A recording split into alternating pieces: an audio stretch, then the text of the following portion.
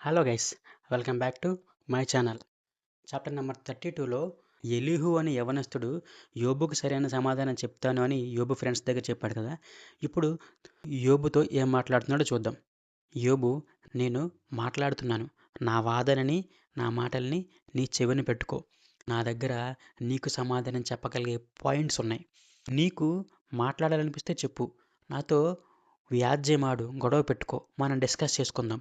లేదు, నీ దగ్గర మాట్లాడటానికి పాయింట్ లేదు అంటే నా పాయింట్ విను, నేను నీకు ఉపదేశమును జ్ఞానమును కలిగిస్తాను అన్నాడు. దేవుడు నాకు అన్యాయం చేశాడు, నా కాళ్ళు బంధమేశాడు, నన్ను కదలనివ్వట్లేదు అని నీవు నిరపరాధి అంటున్నావు కదా. ఈ విషయంలో నీది న్యాయం కాదు యోబు. తన కార్యములను గురించి ఒక మనిషికి సమాధానం చెప్పే స్థితిలో దేవుడు ఉండడు. ఎందుకంటే దేవుడు మనతో ఒకసారి మాట్లాడతాడు, 2 సార్లు మాట్లాడతాడు. గాఢ నిద్రలో ఉన్నప్పుడు, స్వప్నంలో ఉన్నప్పుడు దేవుడు మనతో మాట్లాడతాడు. కానీ దాన్ని మనిషి పెడచెవిన పెడతాడు. అలాగే మనిషి గోతిలో పడిపోయి నశించిపోకుండా తాను చేసే కార్యములను మానివేయుట కోసం దేవుడు మనతో మాట్లాడతాడంట. ఇక్కడ ఈ ఎలీహు అనే యవనస్తుడు ఏం చెప్తున్నాడంటే, మనల్ని దారిలో పెట్టడం కోసమే దేవుడు మనతో మాట్లాడతాడు. దేవుడు చేసే ప్రతి కార్యములు, ప్రతీకారములు, అలాగే మనకు కలిగే ప్రతి గతికి కూడా దేవుడు మనతో మాట్లాడటమే కారణం.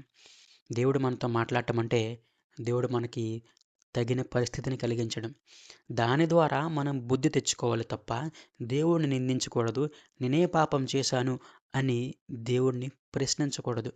ఆలోచించు యోబు, నరుడు సజీవులకుండు వెలుగు చేత వెలిగింపబడినట్లు దేవుడు కోపములో నుండి మానవుడిని బయటకు లాగు నిమిత్తము ఒక్కసారి 2 సార్లు దేవుడు ఇటువంటి కార్యములు చేయువాడనై ఉన్నాడు.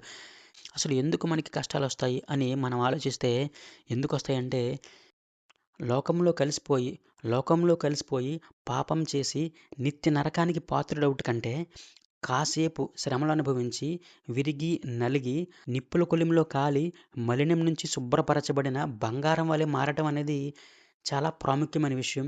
అటువంటి మారు మనసు మనలో కలిగించడం కోసం దేవుడు మనతో అలా మాట్లాడతాడని చెప్పి ఈ ఎలీహు అనే యవనస్తుడు యోబుతో అంటున్నాడు.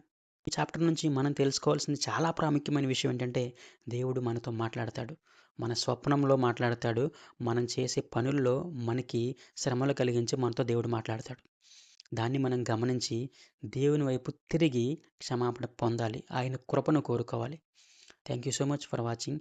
నెక్స్ట్ చాప్టర్లో మళ్ళీ కలుద్దాం.